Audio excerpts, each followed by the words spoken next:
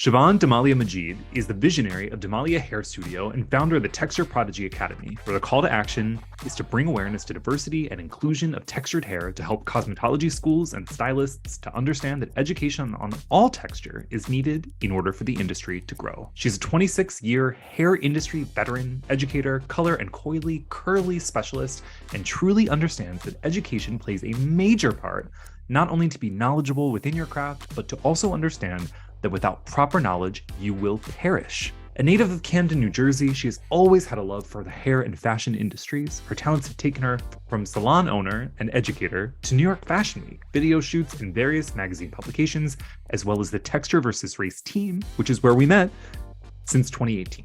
Adrienne Small began her career in 2005, working as a receptionist at Gould's Salon in Memphis, Tennessee, while attending Plaza Beauty School.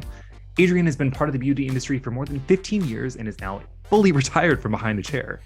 In addition to being a professional stylist, she's also an educator. Adrienne received her Master Cosmetology Instructor license in 2021 and is a beauty mastermind that provides education for all hair types with specialties in color, cutting, styling, and natural hair blowout services. Putting her love for education and support for other colorists on the same platform was the obvious decision, and so was birthed Hair Color Concepts Academy and Hair Color Concepts magazine. Adrienne takes time to give back to the community as a philanthropist, and she created and produced Think Pink Hair and Fashion Show, a benefit from Memphis's Susan G. Komen Foundation, Behind the Chair, a beauty symposium, a 3-day symposium with intimate demos, hands-on, and panel discussion sessions, which has now been transformed into a nonprofit organization for future beauty professionals ages 13 to 19, known as the Adrienne Small Foundation. All right, you guys, I am joined by two guests on the Volume Up podcast. A first for a minute. This has been a while since we've done this. Adrienne, Damalia, welcome. How's it going? Hello. Hi. It's going good. How are you? I'm glad to be here. This is thrilling to have you both here. We obviously connected via the Texture vs. Race Summit in 2022 in Baltimore, but there's so much to talk about, and we're going to get into it. The first thing, though, we want to know how you got to beauty. Could somebody start us off? Like, how did we arrive at? Damali, do you want to start? I feel like this is always the most fun for our listeners. Well, let's see. 26 years in the business. Yeah. Congrats. Thank you. It just started off. I was young. I was really young. I was a young mom, a teenage mom, and I always wanted to do fashion. So I either wanted to be a fashion or a radio personality, one or the other. So, right. But being that I was a young mom, my grandmother was like, at that time it was, teenage pregnancy and stuff like that. And everybody's like, oh, your life is over, so you can't do that now. So my grandmother, God rest her soul, she was like, look, you're an artsy kid. So, at first she was like, go to school for nails. I was like, okay. So I went to go through the tour, and the administrator at that time, she took me on the floor for cosmetology. And I had already was going to the salon as a young girl anyway, because my mom, she's Puerto Rican, but she couldn't handle my texture of hair. So she's had me in the salon since I was a little girl. But I was always fascinated how the stylists were in there. They were like, who's who of the neighborhood, and, they're in the know, they're the popular people. Everybody knows who the stylists and stuff are, but I never really paid attention to it. But when she took me on the floor to see, for the tour and stuff, it was just something like, so at that point I turned around, I said, no, I think I'm going to do hair. And she was like, are you sure? I was like, yeah, I think this is what I want to do. And from that point on, this is what I've been doing. I love that. Adrienne, did you have a similar moment, or what was that like for you? My moment came in when I was 10. So I was the one at home doing braids, like braiding everybody's hair. My little sister was born, and by the time she turned about 2 or 3, so I was around 10 at that point, I was the one doing her hair. My mom was a very career-driven woman, my mom and my dad both. So my mama didn't have time to do nobody's hair. So I was the one doing my sister's hair. Right, it was me.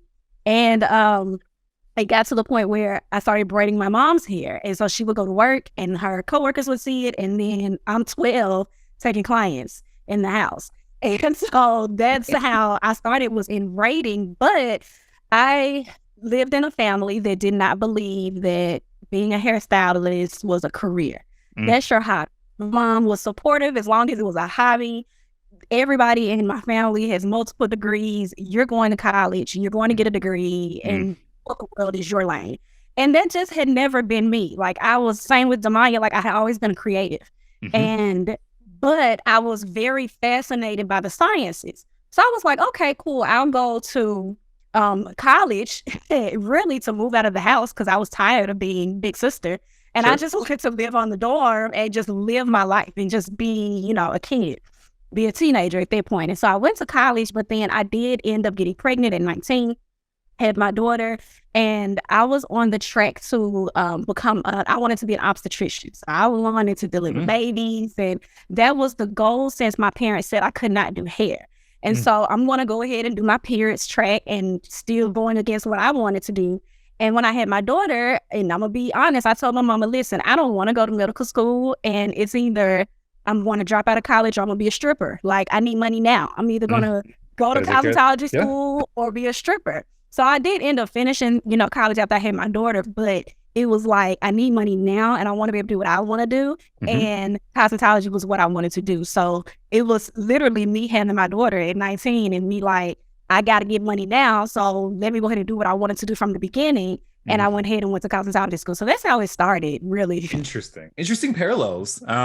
So when you were in school, so different than like being called to go to school, you're in school. And we know that there's like longstanding issues in terms of curriculum. So I'd love to hear from your perspective, what was that experience like? Did you feel like you were prepared for working with your clientele after getting that license?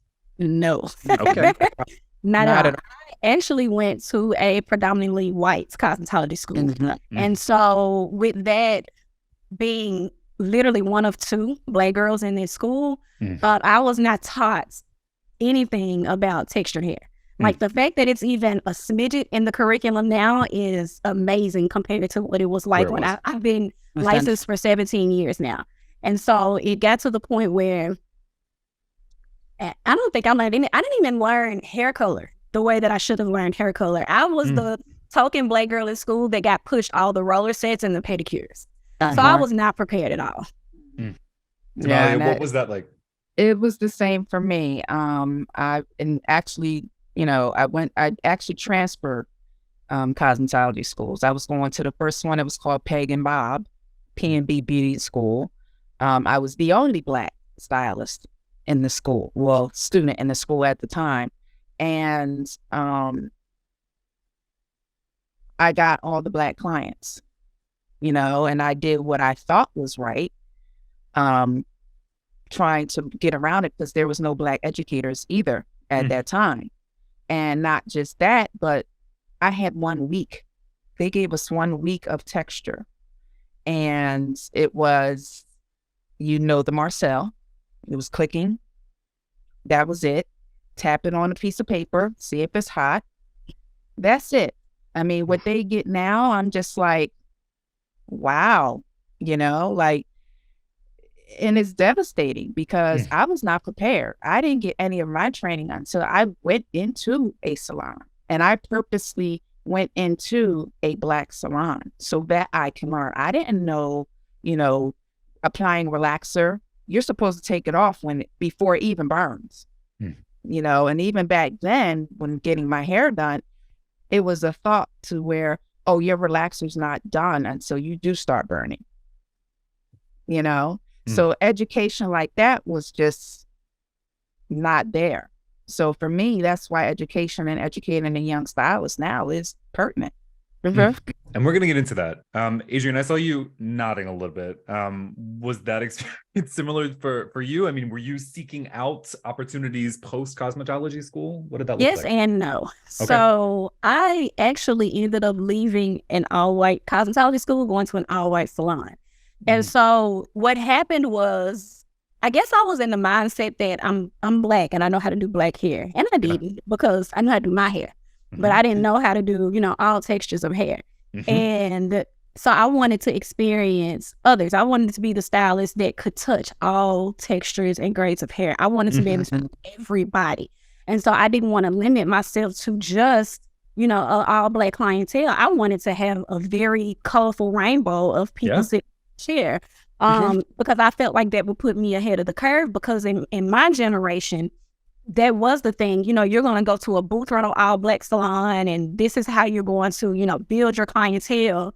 But to me, I knew that my goal was never to be behind the chair. Like I honestly came into the industry because I wanted to teach. I wanted to do, actually, runway and print was my go-to. That's what I wanted to do in the beginning of my career. And so I knew that in order for me to be able to do that, I had to go to where I was going to get those opportunities. And sad enough, it was with, the white salon. And so I worked in that day spa on a commission basis, and 23 stylists, and I'm the only Black stylist there. But it actually ended up working out in my favor, because I got so many opportunities. And I hate that it was that way, because when it comes down to the Black salons, I would apprentice under them. I would go in and I would have fun and I would watch, but I knew that I was taking all of that back to, the white salon that I was working for. And as well as, because I was at a commission salon, they provided so much education for me. So I was really just kind of, I don't want to say playing the game, but I was playing the game. Because I knew what my goal was, and I knew that I could only get it in that atmosphere. I think it's really important that you bring this up in terms of playing the game, as it were, because both of you are now changing the game with your own education. So I'd love to talk a little bit about, Adrienne, you said you felt like you came into this because you wanted to teach.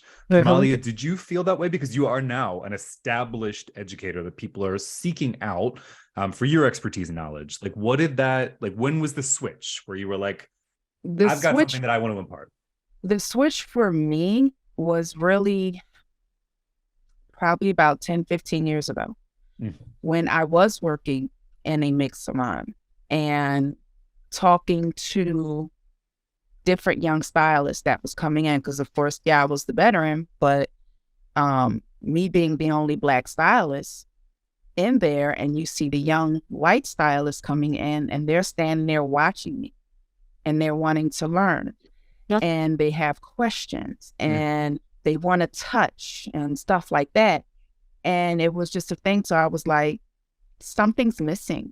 And I knew what was missing, but it didn't click that it was missing until I started talking to younger stylists. And even when I became into a managerial position, interviewing young stylists, whether they were Black, Hispanic, white, it was just that one void. Can you do everyone's texture? Do you understand textured hair? Can you, even with that, do you understand straight hair?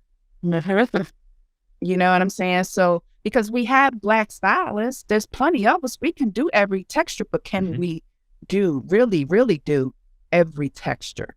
Do we understand the concept of cutting the right way, blending and everything like that? But when it was a situation to where I started seeing that, missing part, that's when it started becoming a passion for me to say, you know what? No, I want to start helping these young stylists not only understand technical, but also understand business behind it. Because one of the mentors that I had, she would tell me, look, money is green. Yep. Money is green. So make all of it and get it all. Yes. So that was always one of my things in the back of my head. Like, no, you want to make everybody's money. You want to be able to touch everybody and do it to the degree where you stand out in a crowd. So for me, that's where the void was, to actually start helping, instead of hindering the industry. So, you both have talked a little bit about how things have improved in terms of schooling. Like the curriculums have gotten better. There's maybe a little bit less segregation in terms of what's a Black school versus a white school, although obviously there is lots of segregation that continues. What do you think? What progress have you seen? And what do you guys continue to identify as needing to be addressed? I'd love to hear about that from you guys. To be honest, I have not gone as deep into the cosmetology school system as I should have. I like to work with teens before they even get into school. I kind of like to set the expectation of what they should be looking for, what they feel like they need, because every school is not going to provide that. Nope. But locally here in Memphis, we have so many Black-owned cosmetology schools that have that focus, and I love that. Now, the other schools, like the one that I went to, the corporate salon that I worked for has multiple locations of schools here. I'm not sure what their curriculum looks like, but they definitely have a very good mix of ethnic students inside of their school. So they gotta be teaching something, right. But at the same time, when they're coming out and they're coming into the salon, you can tell that it was not an in-depth learning path for them. You can tell that the curriculum was not in-depth enough, and they're still relying on social media such as YouTube and things like that to teach them, which is the worst way, because YouTube University is not going to get them where they need to be when it comes to What do you mean? What do you mean? You can't exactly. watch your way through the experience? No, you cannot. You can pick up tidbits here and there, but it is not going to get you where you need to be. You are going to have some mad people in your chair, and your business is going to be done fast. So I like to be able to catch them prior, but no, I don't feel like schools are, honestly, even when it comes down to, Black hair versus white hair, I don't feel like schools are giving them enough to survive past state board. So it's a lot more that goes into that. So I know for sure that now that it's a thing to want to teach textured hair, and because it's literally a thing, they're just trying to make it an inclusive situation into their curriculum, that they're just going to tap on it enough to say they did it. Exactly. And that's not going to get us anywhere, period. Right. And in the same, I'm here in Texas, so there isn't, where I'm at in San Antonio, there really isn't any Black cosmetology schools. You have your major 3 brands that are here. And like I said, the students that I speak to, they say, well, we really didn't get it. They showed us how to do a braid. They showed us how to maybe sew in a weft. But other than that, it's still segregated. I don't really see, personally, it's a little change, but there really isn't being taught. It's like what AJ said, it is enough for them to say, yeah, we teach it. I do see there is more Black educators within the school, but I think as far as teaching the faculty on how to make it more well-rounded, you can't give one student all the Black people that come in, and you can't give the other student all the white people that come in. It has to be an even kill, and until I believe the corporate parts of the school understand that, no, it needs to be a universal thing, a universal thing that is taught, that even if the client comes, the one Miss Lady comes in, oh, no, can she do that? No, she's trained to do it. She's trained to be able to touch your hair and do your hair, you know what I'm saying? And be able to give you the outcome that you want. But I think we have to train, like I said, the faculty to understand that it's needed. It's no longer let's continue to separate, because we're not giving them the tools that's needed for when they go out into the different salons and stuff. So, yeah.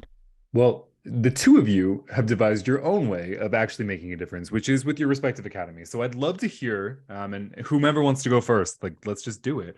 How do you feel like your programming responds to these needs? I'd love to hear it. Okay, well, I'll go first. So I have an online hair color academy called Hair Color Concepts Academy.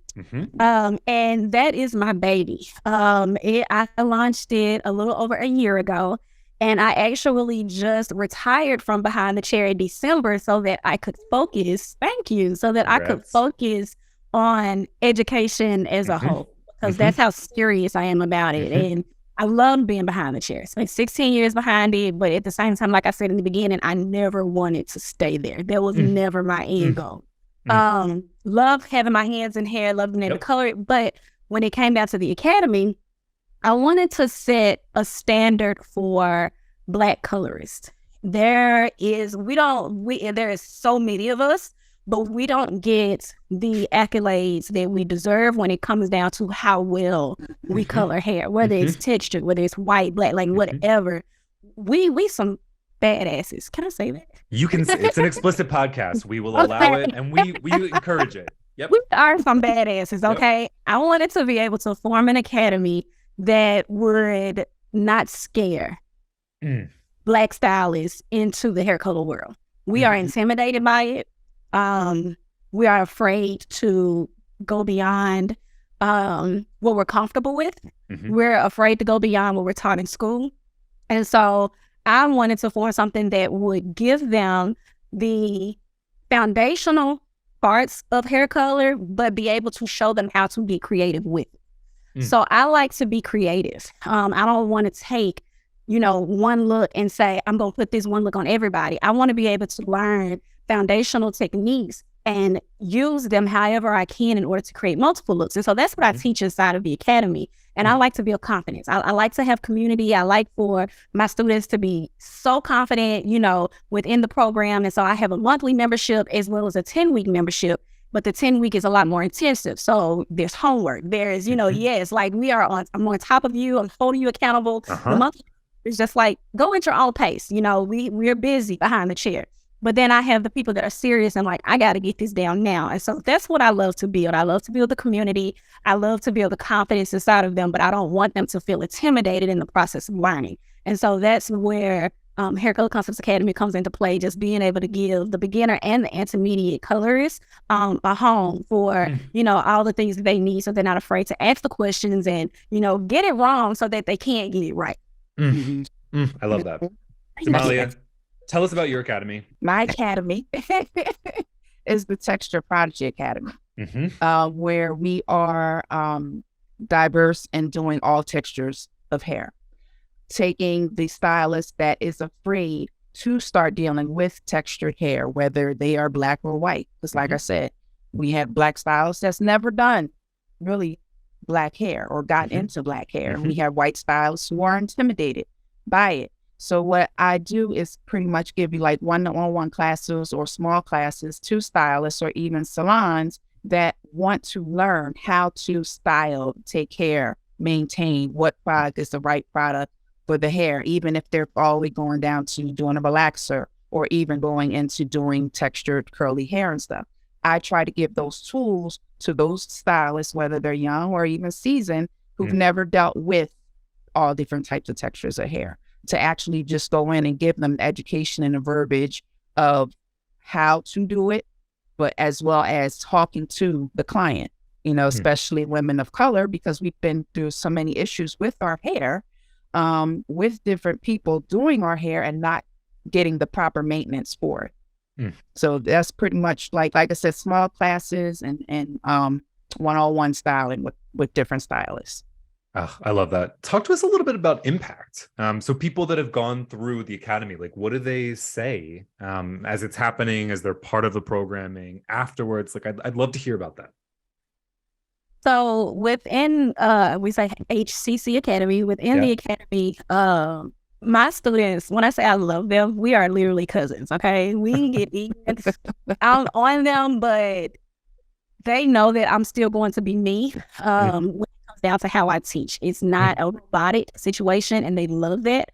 And so we have this thing where every single time I meet with them, it's like, what were the aha moments? Did you have any hair wins this week? Like I'm even checking on what they're doing in the salon outside of what they're learning with me. And they get so excited about the smallest things, which is amazing to me. And the best thing that I've heard is the clarity that they get. They always say nobody's ever explained it that way. And that's the best part of what I like to hear. The results are absolutely there, but when they understand my breakdowns and they're like, oh my God, I've been wondering about that, and I've learned from this person and that person, but nobody's ever explained it like that. that's one of the most impactful things that I can hear, because I know that my teaching works. And I know that the way that I educate my students works. I have, just like, you know, how you have a certain type of clientele that comes in, like your clientele is just like you. You know what I mean? Like, you have people that come to you, they're your personality, they're your jam. My students are the same way. You know, they learn about my personality because I'm very vocal and open on social media, so they know how I am behind the scenes, so that when they come into the world with me, they know what to expect. Yep. And so, so they expect that person. And when they get it, they're very excited about it. So we have fun, but at the same time, they're learning, and the impactfulness that comes away from it is them saying, oh my God, like, my mind is blown because I have not heard it like that. I have not been taught like that. Now I get it. And I love to hear that. And as far as like the Texture Prodigy Academy, it opens eyes for people. Okay. It makes them realize what their, I don't want to say weaknesses are, but it knocks fear out of them, you know, and to be able to stand on, no, I know what I know. You know, I know that I can help someone. I know that I can help a young girl, you know, understand her hair texture, help a mother, you know, understand, you know, even like within moms that adopt, you know, young Black children, or even moms, adoption, or even moms that have interracial children, like my mom herself. You know, she was Puerto Rican. She couldn't understand my hair. So my thing was, she always took me to the salon every week.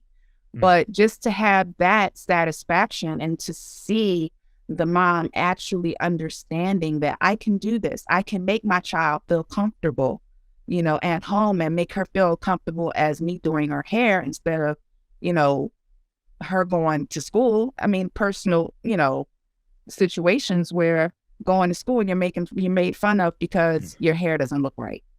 You know, so actually impacting moms and children to actually smile because they look pretty, you know what I'm saying? They're actually gaining confidence within their hair. But as far as stylists is concerned, they have the gratification. You know, they come back with the story of, oh my gosh, I helped this girl and she had the lowest confidence. And now that, you know, I know how to deal with it, and I can stand in my salon with the knowledge of saying, no, I can handle it. Don't turn this person away. I can do this, and be confident in knowing the proper verbiage, the proper way to handle, the proper way to take care of that hair, and having that person turn around and say, thank you. You know, because it does do something for us as women of color to actually go somewhere and be turned away, but to go somewhere and no one looks like you, but they can take care of you. You know, and it's not, and they can go back and say, hey, even in like within small towns, hey, such and such salon, they have somebody that can take care of me. I love that. Damalia, you had mentioned sort of providing people with verbiage and language that helps to sort of correct harm. So could you speak maybe a little bit to like the language that you hear among maybe stylists that are not terribly sensitive or have not come to your classes or to other classes that might be harming people? Things about like maybe unruly or difficult.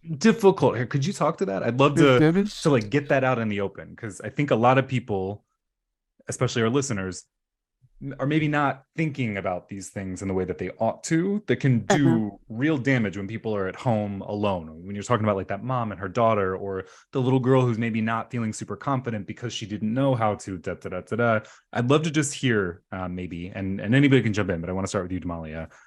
To what is that? I can, there's quite a few words that trigger it, and you know, and it's one of the words is nappy. You know, coming up and hearing, oh, your hair is nappy, or your hair is unkept, or your hair doesn't look clean, or your hair, you know, unprofessional.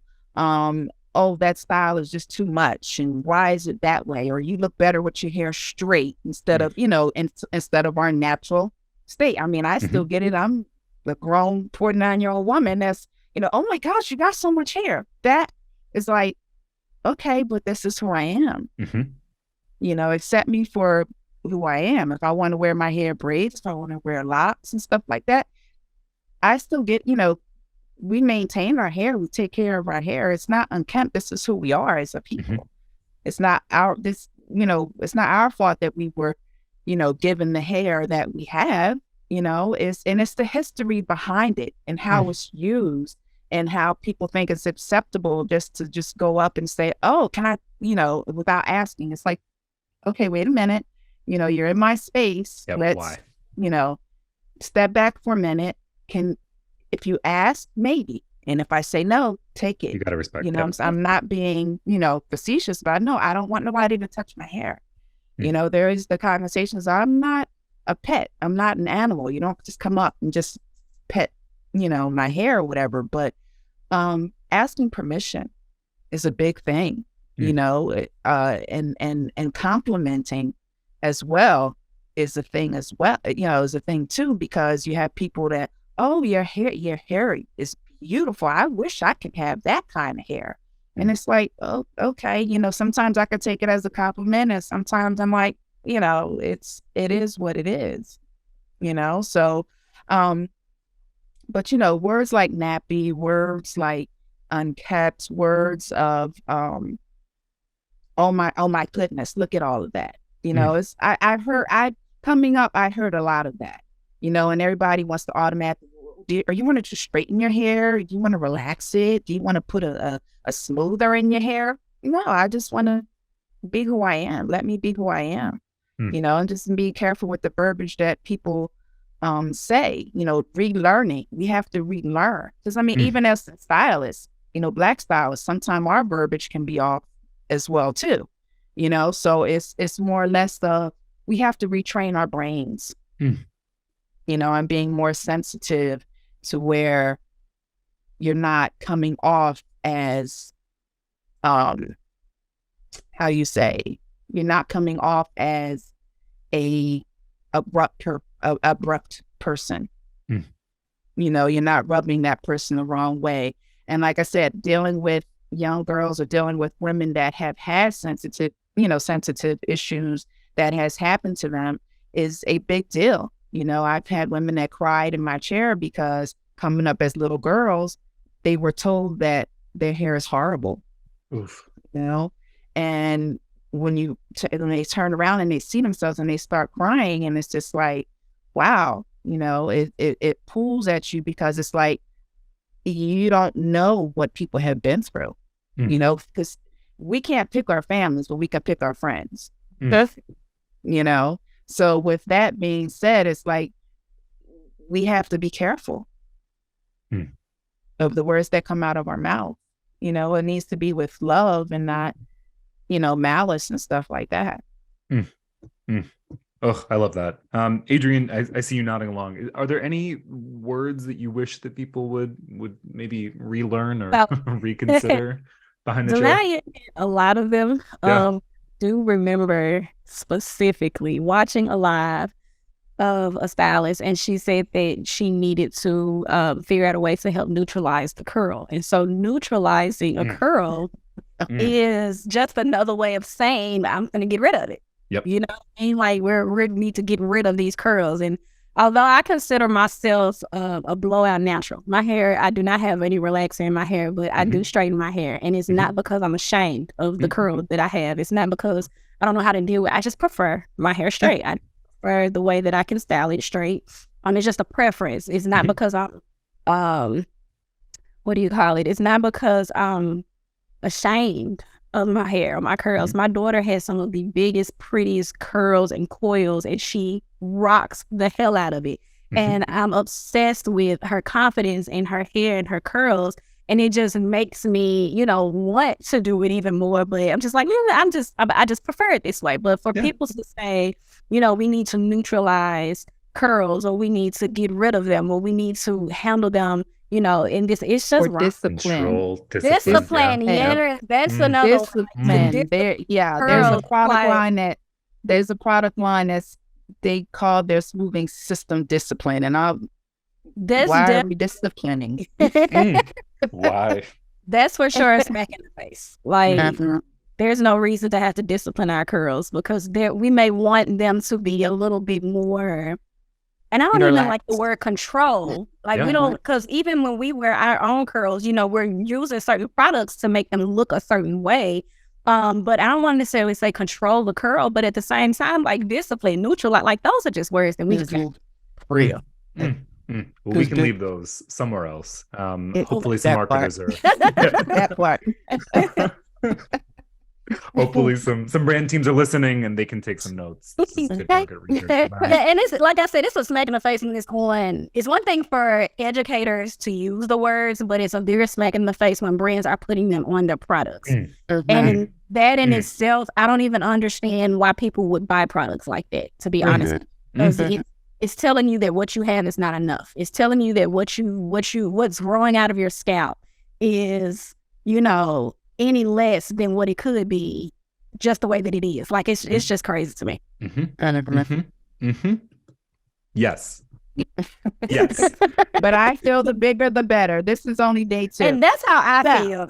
Even when I wear my hair straight, my curl, when I do curl my straight hair, I'm just like, my husband calls it my Oprah hair. He's just like, you got your Oprah hair, because I like it big and full. I do not like flat. Like this is killing me right now, but I love big hair regardless. So you're right. The bigger the better. Well, on that note, ladies, do me a favor and let's plug both academies right now. Damalia, where can we find? How can people access? Plug it, please. It is the Texture Prodigy Academy. .com. You can find us also on Instagram. I'm still getting the Facebook together because it's still fairly new. Still getting that together, but education classes are up and, you know, ready and willing to go through. I also offer one-on-one classes for the consumer so that they can learn how to do their hair on their own as well. And one-on-one classes and small group classes. TextureProdigy.com or get in contact with me at Damalia Majeed on Instagram or DamaliaHair.com. Easy. Boom. All right. Adrienne. We are everywhere. Hair Color Concepts Academy. Everywhere. It's very easy to find. And same the way Damalia has, although I have a monthly membership, the 10-week intensive is a quarterly program. We enroll in there quarterly. And our next enrollment for that will be April 23rd. Where you can get into the next quarter, 10-week intensive. And then I also do monthly classes. So I have monthly look and learn classes that I do that are just $97 classes. And then I also offer one-on-one master classes as well as group classes. So if you are a salon owner or if you're in a salon and you know, hey, I want to be able to give my stylist and my team, you know, a very intense and deep hair color class, then I will come to you. And I will teach hair color classes to you as a group. So we have group salon classes, one-on-one master classes, my monthly classes, as well as everything else that happens inside of the actual academy. Get it. Amazing. Damalia, let's talk a little bit about what you've been up to. In the studio, you've got your own space. You've not retired from behind the chair. Which is a tall order, navigating these worlds. You're educating all over the place. You're doing stuff online, in person, but then you're maintaining clientele. How do you do it? I asked myself that same question. And I just had a birthday. I'm 49, so I'm looking at my husband and he's looking at me like, what you doing? Because it's like and it's a bad thing because I'll sit up at night and I'm thinking of other things to do. Yes.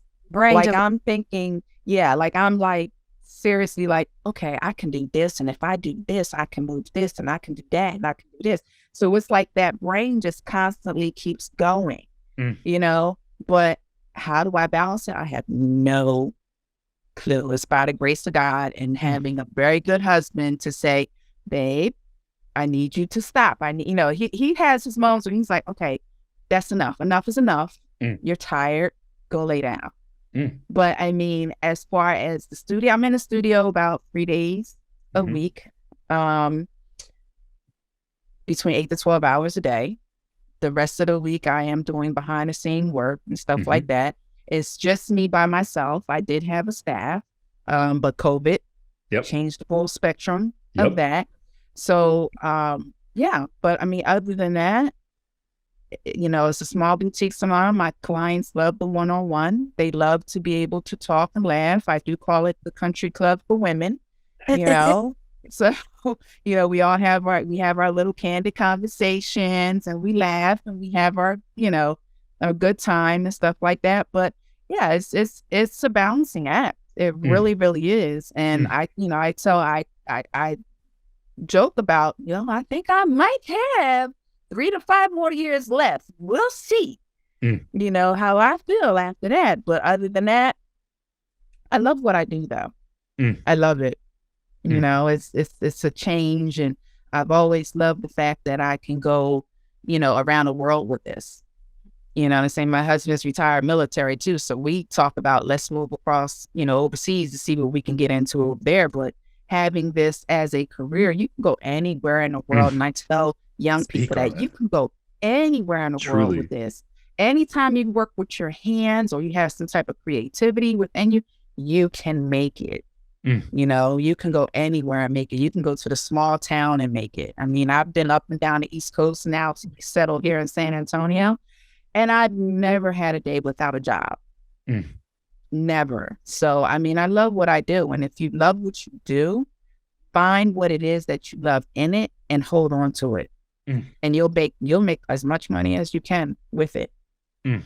That's the pull quote, Damalia. Nicely done. Beautiful. We love that. Talking about, doing more and more. Again, Adrienne, you retired from behind the chair. You're doing education full time, but suddenly somehow there's a foundation. Can we talk a little bit about when? Okay, break it down. So the Adrienne Small Foundation is actually 5 years old. So it's not a sudden thing. She's been around forever. And actually, I take that back. Correct the record. Okay, when it came apart, because I tell people all the time, I have 2 children, but I don't like other people's kids. And how I ended up being a mentor to teenagers was beyond me. And I think that's true. I think you must like kids at some point. I love it. So it started, I was doing I had a symposium called Beyond the Chair Symposium. I did it for 6 years. It was for professionals. One day I spent an entire year doing career days in high schools. I don't know how it happened, but they just kept calling me. And so I did them. And so I went to this one school. It is a performing arts school here in Memphis. It's a high school.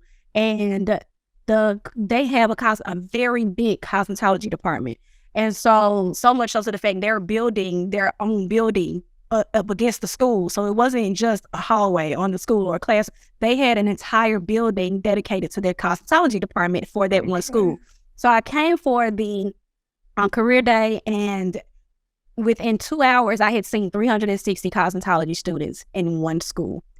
And I know that because I only printed 350 cards for them to take, and I had given away all of them. Oh my God.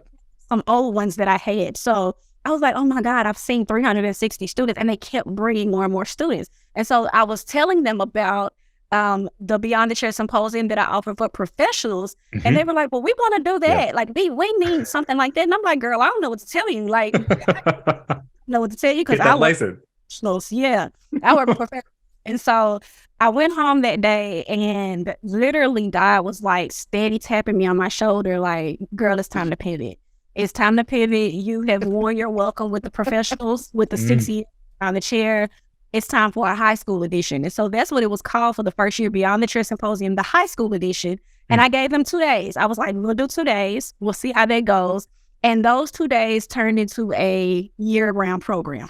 And so now it went from being Beyond the Chair Foundation to we had some trademark issues. And I was like, let's change. And now is the Adrienne Small Foundation. And so what we do is we take teenagers ages 13 through 19 who are interested in any aspect of the beauty industry. And the goal is to give them the tools, the resources, and the funding to build their cosmetology businesses. And so we have literally this year is year 5. And in the last 5 years, 4, let's say the first 4 years, we have awarded almost $190,000 in cosmetology school scholarships. So we send them to school. And we are able to do that with donations and brands and things like this. So we are so excited because our signature event is our 1 week camp. So we have the Girlpreneur Beauty Camp is what we call it. And so they come in, they're with us for a week, and it's all hair, nails, makeup, skin, aesthetics, waxing, and everything is hands-on. So they get to choose between 26 classes, and they have 5 days to get it done. They have a full day of business workshops, and they don't get to choose from those because just like Damalia said earlier, you know, we want them to learn the business side of it because you can have a skill all day long, but if you don't know how to maintain your business, then it's not going to last. It's that's it.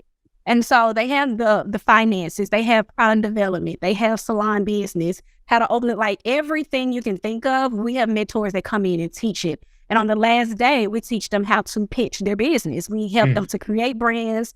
We show them how to talk to investors, and they have to pitch the business or the product that they made the day before during the business workshops. And that's how we determine who gets the scholarships. So they have a pitch competition. And so it has become what I say my labor of love because it's a lot of work. I have an amazing group of mentors that literally help me execute everything, but it's definitely a labor of love. And so that's the Adrienne Smile Foundation. And when I was saying earlier, when it came down to catching them before they even get into beauty school, I like to be able to set their expectation. I don't want them to go in and just settle for the education that they're about to receive. And so being able to bring in mentors that are also education teachers, you know what I mean? Like they're all licensed professionals when they come in and teach. We don't just have somebody that has a hobby for this particular thing they're going to teach. They're all licensed professionals, but most of them are also educators. And so we know how to set a standard for these teen girls, and we want them to understand that when you go into the business, it's more than just making people look pretty. Like you have so much more that you have to expand from that. And so that's the whole mission and purpose of the foundation. Adrienne, if people like me are interested in helping out because they want to make this go further, how do they do that? Where can they donate? Like, volunteer? Tell me everything. So again, just like the Academy, the Adrienne Smile Foundation is where you can find us on Instagram and Facebook. Our website is and a lot of people just say Adrienne Smile Foundation. You got to put the in there. The AdrienneSmileFoundation.org is the website. You can donate there through our PayPal, and there's a donate link.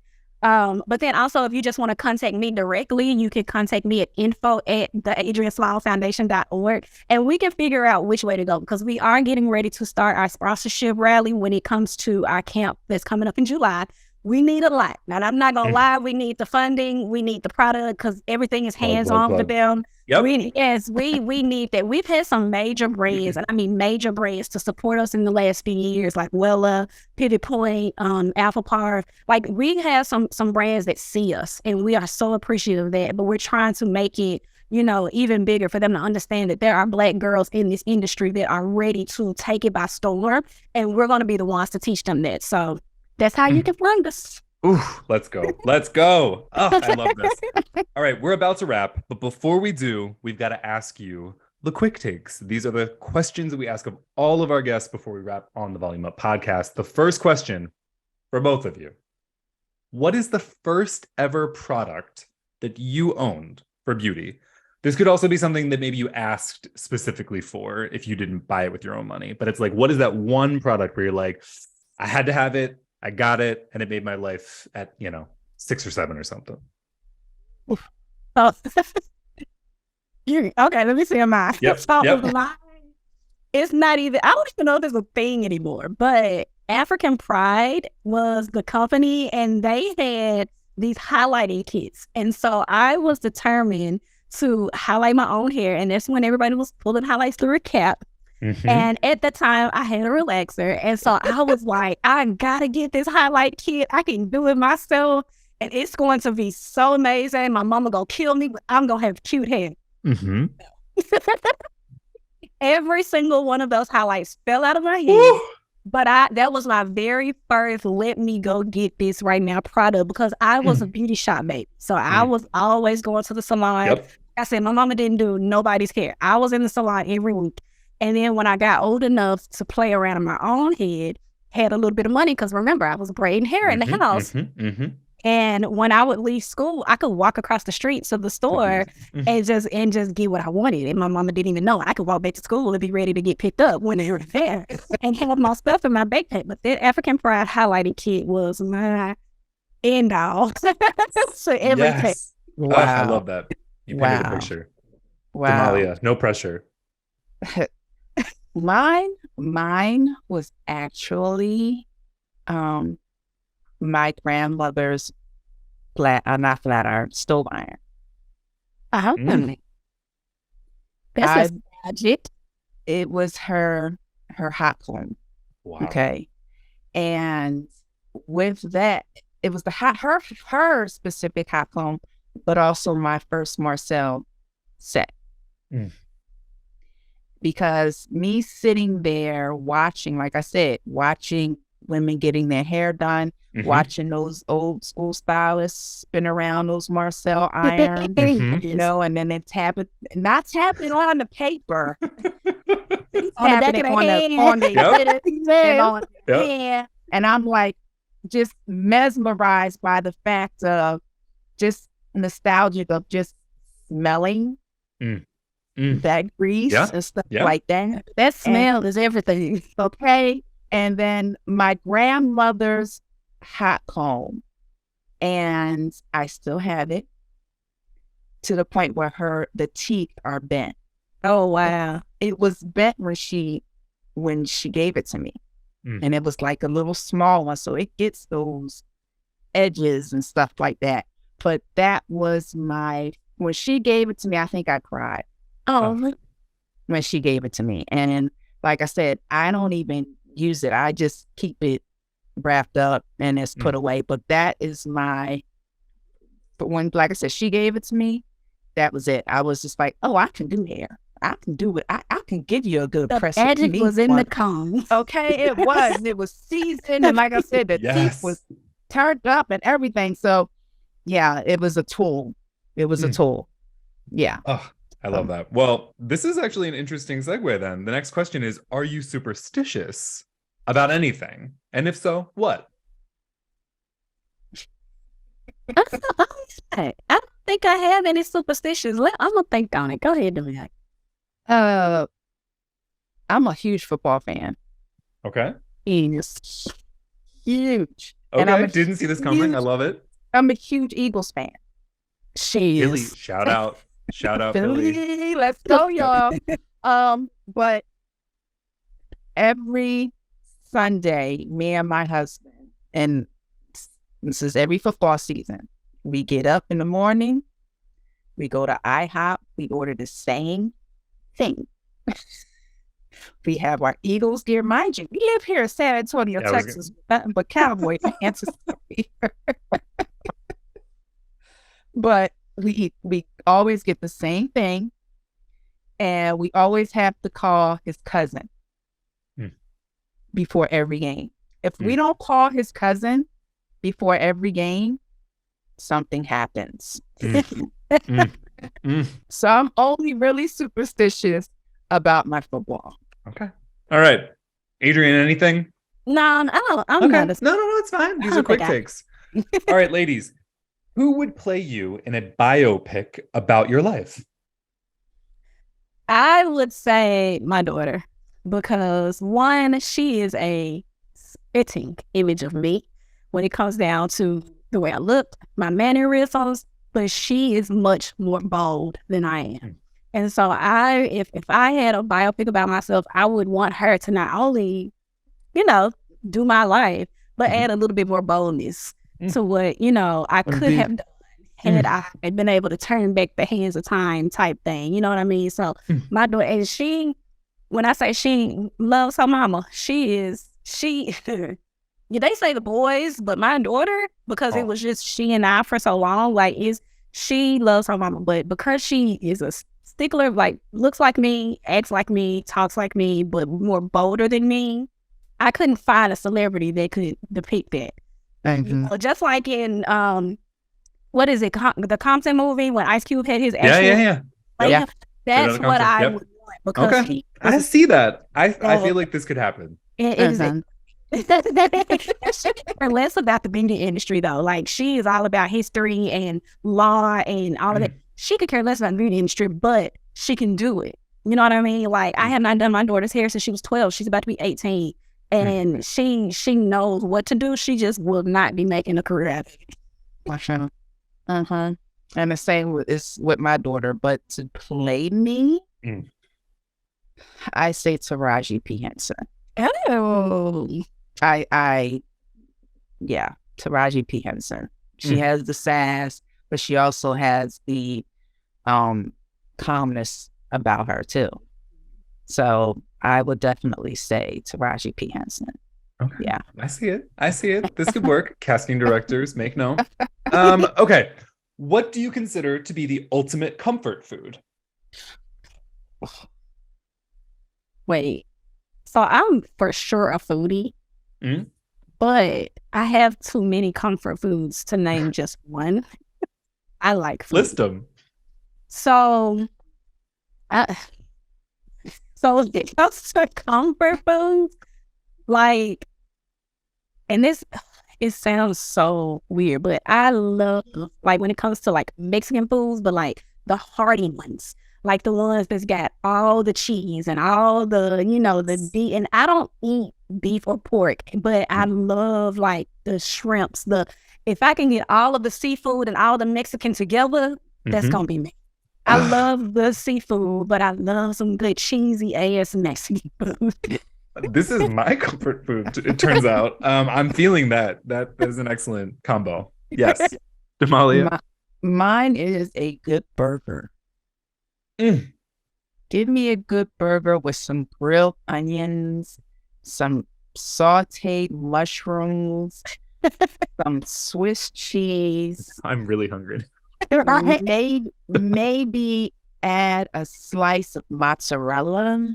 Baby, you're cooking your meal right now. I know. She's really like luxuriating in this description. Like toast that bun perfectly. Okay. A toasted bun would definitely set it all out. Yes. Wow. And put some mayonnaise and mustard. I'm comforted. All right. And that ketchup. Okay. Yeah. And no, what you know is good when it starts falling apart. That's the sign of a good sandwich. It's when it's falling apart to where you either got to choose either the bread part or the meat part. Yeah. Wow. All right. Our last question. I'm going to set the stage here. You're on a deserted island, but you are not worried about like the essentials. So like water and food are covered. You've got shelter. Just keep that in mind. What are the 3 beauty products that you are bringing with you to keep sane?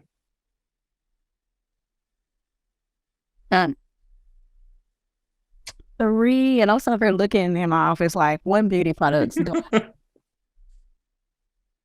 I honestly don't care. Go ahead, Damali. I would say for my curls to continue looking fabulous. We want that for you. Exactly. You know, the sun kiss. But definitely the Naked by Stations Foam Max. That's 1. Okay. I need a good shampoo. So I would definitely, I don't know, because there's a lot of shampoos out there that I like, though. So, yeah, a good shampoo. A shampoo. Okay. Yeah, good shampoo. And then a 3rd one, I need a good tanning because I'm a sun worshiper. So I want to get as dark as I can. So I need a good tanner for me. Okay. So a tanner, a shampoo, and my Naked by Stations foam for my hair. Incredible. Top picks. Right. And so she was saying the shampoo, but see, my favorite shampoo that even if I don't have anything else, I have to have this is the Pureology Hydrating Shampoo. Their shampoo and conditioner is gold for my hair. I don't know what it is. I've used so many other ones and it'll work like the first time, but to keep going with it is never the same. But their Pureology Hydrating Shampoo, especially with me straightening my hair as much as I do, amazing. And my curls still rock right back. And then even though I blow dry my hair, I don't necessarily have to straighten it. So if I'm on a deserted island, I just need, does the blow dryer count or does it have to be a product? We could sneak the blow dryer in. Plug the products. So mostly people want to hear, like, what are you guys using? What are the go-tos? So my Pureology hydrating shampoo and conditioner are gold for my hair. But to blow my hair out, what do I use them? So Olaplex is number 6. Their blow dry cream does amazing for my hair too. So I really like it. But I do also have a friend here. Her business is called Lux Pro. And she has a serum, a Moroccan serum that I usually put in my hair sometimes if I don't have Olaplex to blow my hair out. And it is like silk. It is not heavy. It's not coating. It literally moisturizes my hair in its wet state so that when I blow it out, it's perfect. So as long as I got a good serum and a good shampoo and conditioner, sis is good. I don't even have to have a flat iron. Okay. All right. Incredible. We did it, ladies. Thank you so much, Adrienne, Damalia, for being on the Volume Up podcast. It was a thrill. One last time, plug. Where can people find you so that they go and follow and keep up with all of the stuff that you guys are up to? So you can find me on Instagram at aj.small or Hair Color Concepts Academy or the Adrienne Small Foundation. All 3 platforms, depending on what you're more interested in, you can find me there. Oh, and adriansmall.com is my website, and all 3 businesses are connected to that one website. So you can find everything on adriansmall.com. And for me, you can find me on Instagram, Damalia Majeed or Damalia Hair. You can find me at damaliahair.com for all 3. And you can also look it up for the link tree as well. So boom. Incredible. Thank you both. Thank you for having me. Thank you so much.